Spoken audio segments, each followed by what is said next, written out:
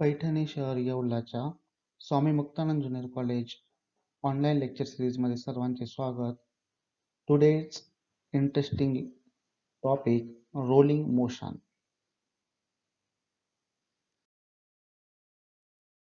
Rolling motion. Rolling motion. The object-like cylinder, sphere, wheel are quite often seen to perform rolling motion. In case of pure rolling motion are undertaken simultaneously, circular motion and linear motion. Individual motion of particle is to be difficult to describe. However, for theory of consideration, we can consider the actual motion to be the result of first linear motion of body assumed to be concentrate at center of mass. In other words, the center of mass perform purely translation motion, and second, circular motion of body as a whole about its own symmetric axis. इथे जेव्हा object role होणार आहे, the object possesses two type of kinetic energy, rotational and translation. Sum of these two, it is total kinetic energy. तर translation kinetic energy कशामुळे येणार आहे, तर इथे आपण रोलिंग बॉडीचा सेंटर ऑफ मास घेतला तर तो त्याच्या जॉमेट्रिकल सेंटरला असणार आहे आणि त्याचे जे मोशन असणार आहे स्ट्रेट लाईन असणार आहे आणि त्यामुळे ती जी कायनेटिक एनर्जी असणार आहे ती ट्रान्सलेशन कायनेटिक एनर्जी असणार आहे. आणि सेकंड, जेव्हा तो खाली जाणार आहे तेव्हा तो स्वतःभोवती सुद्धा फिरणार आहे आणि स्वतःभोवती फिरल्यामुळे त्याच्याकडे जी एनर्जी असणार आहे ती रोटेशनल कायनेटिक एनर्जी असणार आहे. तर बघा इथे ट्रान्सलेशन एनर्जी आपण लिहू शकतो 1/2 mv² आणि रोटेशनल कायनेटिक एनर्जी साठी आपला फॉर्म्युला माहिती आहे 1/2 I⍵². इथे I असणार आहे moment of inertia about rolling axis आणि omega angular speed of rotational body. आणि मग यामध्ये आपल्याला V साठी फॉर्म्युला माहिती आहे, V is equal to omega R आणि therefore omega is equal to V upon R. आणि I साठी आपण लिहू शकतो radius of gyration I is equal to mk². Here omega is equal to V upon R and I is equal to mk². हे जर आपण वरच्या equation मध्ये पुट केलं तर आपल्याला मिळणार आहे E is equal to 1/2 mv² plus 1/2 mk² into V upon R bracket square. आणि इथे आपण जर 1/2 mv² कॉमन काढलं, 1/2 mv² जर कॉमन काढलं याच्यामधून सुद्धा 1/2 m आणि v² आपण कॉमन काढलं तर आपल्याला मिळणार आहे E is equal to 1/2 mv² in bracket 1 plus k² upon r². Rolling motion, linear acceleration and speed while pure rolling down an inclined plane. इथे ऑब्जेक्ट जो आहे तो एका इन्क्लाइंड प्लेन वरून खाली रोल होत चाललेला आहे. तर आपल्याला ह्या कंडिशन मध्ये त्याचा स्पीड आणि लिनियर ऍक्सलरेशन यांचे फॉर्म्युले आपल्याला ऑब्टेन करायचे आहे. तर बघा, तर इथे हा जो इन्क्लाइन प्लेन आहे इथे अँगल आपण घेतलेला आहे इन्क्लाइनचा,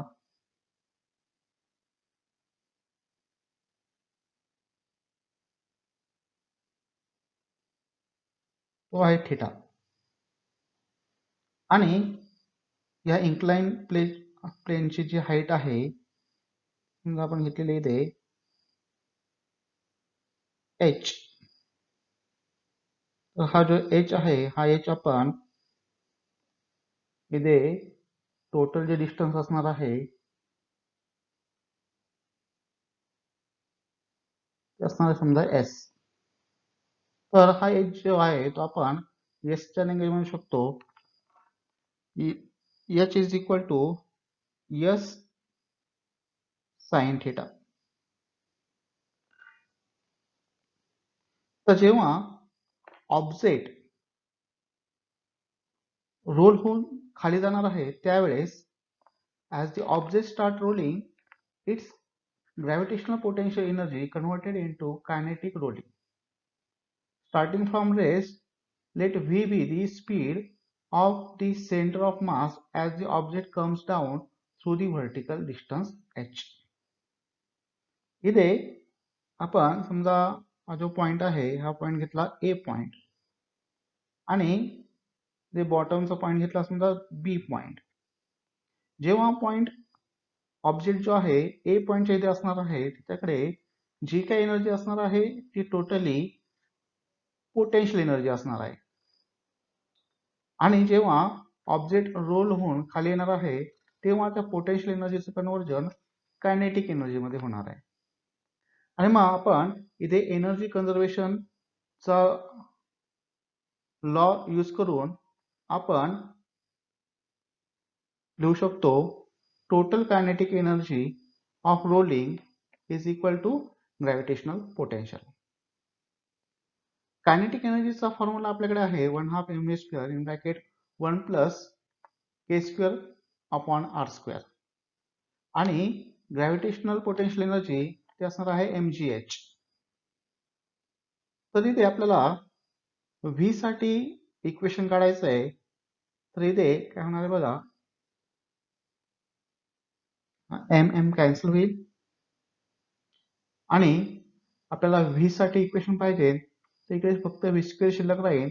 बाकीच्या व्हॅल्यू आहे त्या आपण इकडे ट्रान्सफर केल्या आपल्याला इक्वेशन मिळेल v² is equal to twice gh upon in bracket 1 plus k² upon r² आणि फक्त v इज इक्वल टू मिळेल आपल्याला under root of 2gh upon 1 plus k² upon r².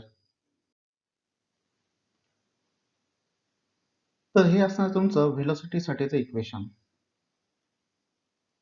पुढे आपल्याला ऍक्सेलरेशन साठी इक्वेशन काढायचं आहे. तर इथे आपण घेतलेला आहे h is equal to s sine theta. Therefore s is equal to h upon sine theta. आणि मग आपण थर्ड कायनेमॅटिकल इक्वेशन यूज करून जे तुमचं थर्ड कायनेमॅटिकल इक्वेशन असणार आहे ते असणार आहे twice as is equal to v² minus u². इथे जो v असणार आहे तो असणार आहे फायनल व्हेलॉसिटी म्हणजे ऑब्जेक्ट जेव्हा बी पॉइंट पाशी पोहोचेल तेव्हाची व्हेलॉसिटी आणि u म्हणजे इनिशियल व्हेलॉसिटी. पण इथे इनिशियल व्हेलॉसिटी 0 असणार आहे आणि मग s ची व्हॅल्यू असणार आहे h अपॉन साइन थिटा. तर ह्या सर्व व्हॅल्यूज आपण पुट केल्या तर आपल्याला मिळणार आहे twice a h upon sine theta is equal to 2gh upon 1 plus k² upon r² minus 0. आपल्याला a साठी इक्वेशन पाहिजे. तर इथे h जो आहे तो कॅन्सल होईल. हा जो h आहे हा कॅन्सल होईल. नंतर इथे हे जे 2 आहे हा 2 पण कॅन्सल होईल आणि मग a साठी आपल्याला फायनल इक्वेशन मिळेल a is equal to g sine theta upon 1 plus k² upon r². तर इथे आपल्याला दोन इक्वेशन मिळाले आहे v साठी म्हणजे स्पीड साठी आणि ऍक्सेलरेशन साठी. आता इथे आपण कॉम्पिटिशन लावणार आहे आणि कॉम्पिटिशन मध्ये जे पार्टिसिपेंट आहे ते आहे एक नंबरला असणार आहे रिंग किंवा आपण त्याला हॉलो सिलेंडर सुद्धा म्हणू शकतो. नंतर 2 नंबरला जो आहे तो आहे आपला हॉलो स्पेअर आणि 3 नंबरला डिस्क किंवा आपण म्हणू शकतो त्याला सॉलिड सिलेंडर आणि 4 नंबरला सॉलिड स्पेअर. या चौघांनी कॉम्पिटिशन मध्ये भाग घेतलेला आहे. तर कॉम्पिटिशन जिंकणार कोण आहे, तर इकडे इथं एंड लाईन आहे, एंड लाईनला पहिले पोहोचेल तो जिंकणार आहे. तर तुम्हाला काय वाटतं, या चौघांपैकी कोण जिंकेल किंवा कोणत्या सिक्वेन्सने हे सर्व जिंकतील? तर आपण बघूया. रेडी स्टेडी गो. रेडी. तर बघा कॉम्पिटिशन संपलेली. तर आपण काय करूया, पुन्हा त्यांची कॉम्पिटिशन लावूया. पुन्हा रिझल्ट तेच आलेले. तर नेमकं स्लो मोशन मध्ये काय घडले ते बघूया.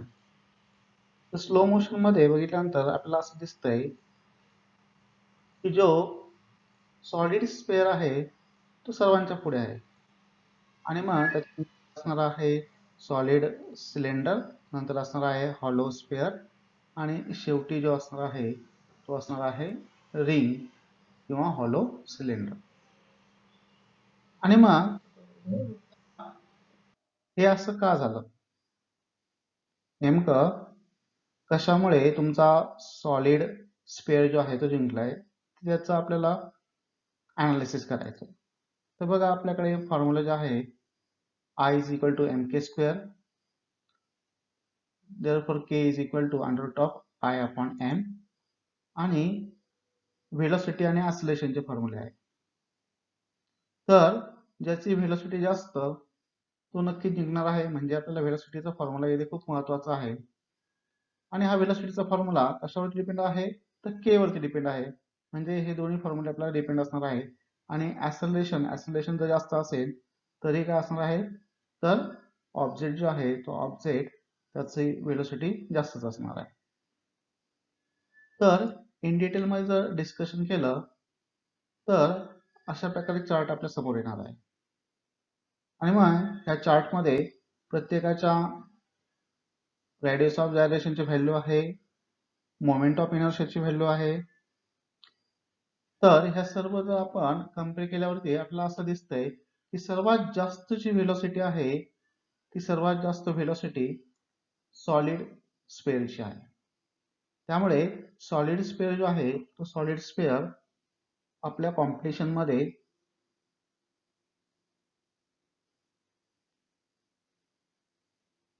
नंबर 1 रँकला असणार आहे.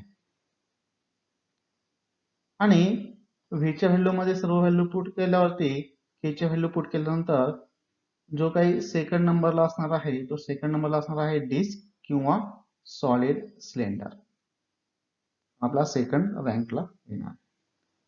नंतर थर्ड रँकला आपला असणार आहे हॉलो स्पेअर आणि शेवटी जो असणार आहे रिंग किंवा हॉलो सिलेंडर असणार आहे.